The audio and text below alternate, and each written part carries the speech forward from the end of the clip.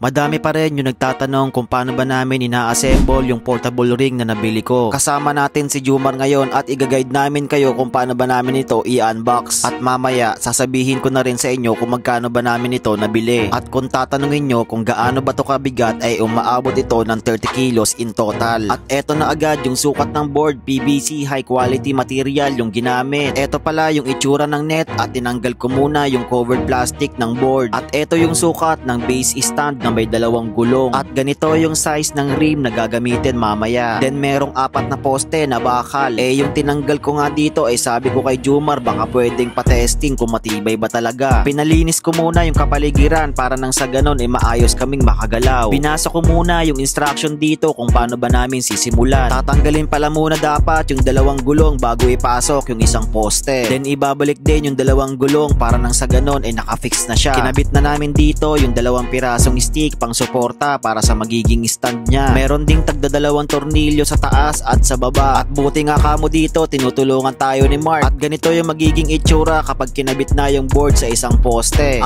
na tornilyo din to at kailangan talaga na may katulong sa mga pagkakataon na to. At yung pagkatapos namin sa rim at board ay tinutulungan ko naman si Mark dito. Pinalagay ko na rin kay Jumar yung magiging net ng rim. At dito na namin nilagay yung pangalawang poste. Iba yung higpit talaga yung sinabi ko sa kanila para nang sa ganon ay hindi magalaw-galaw. At nilagay na rin namin dito yung pangatlong poste. Kailangan talaga namin ipahiga kasi hindi namin abot sa mga pagkakataon na to. At kaya pala tong umabot ng 10 feet pero nakapag-decide muna kami na mababa lang muna. Kailangan tong hawakan muna kung hindi babagsak to talaga. At nagtataka kami bakit may naiwan dalawang stick. Yung binasa namin yung instruction supporter pala yun para sa board. Kaya dito binaba namin uli at nilagay namin yung dalawang stick. At yung pagkatapos nga pahirapan na naman namin isinuksok. At yung natapos na namin sakto may karwasyan dito sa tapat ng tindahan. At eto yung magsisilbing butas na papasukan ng tubig. Gumastos din kami ng mahigit 40 pesos para lang mapuno ito.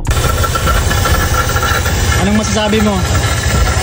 At kailangan pa rin talagang hawakan sa mga pagkakataon na to. Pero bago ang lahat, pinakain ko muna sila bago kami maglaro. At yung napuno na sa mga oras na to pwede na nating takpan. At grabe nga yung ginawang highlights dito ni Marco. Kahit tirikong araw, grabe yung crossover. Easy for the basket talaga. Pero naghanap muna kami ng spot dito ng medyo malilim. At sa mga nagtatanong pala kung magkano ko to nabili ay umabot ng 4,800. At dito ko yan nabili sa Lazada. At kung sino palang gustong dumayo dito sa amin na gusto ko makalaban ng 1v1 ay dumayo lang po kayo. Kahit papano meron tayong ring na gagamitin in case of emergency na occupied lahat ng court. Sa panahon kasi ngayon sobrang hirap na makahanap na mapaglalaruan. Pero in case na masita kami dito sa kalsada ay madali lang naman matanggal yung portable na rim. One side park naman siguro dito kaya okay lang. Maraming salamat po pala sa mga nanood at huwag niyong kalimutan na mag-follow.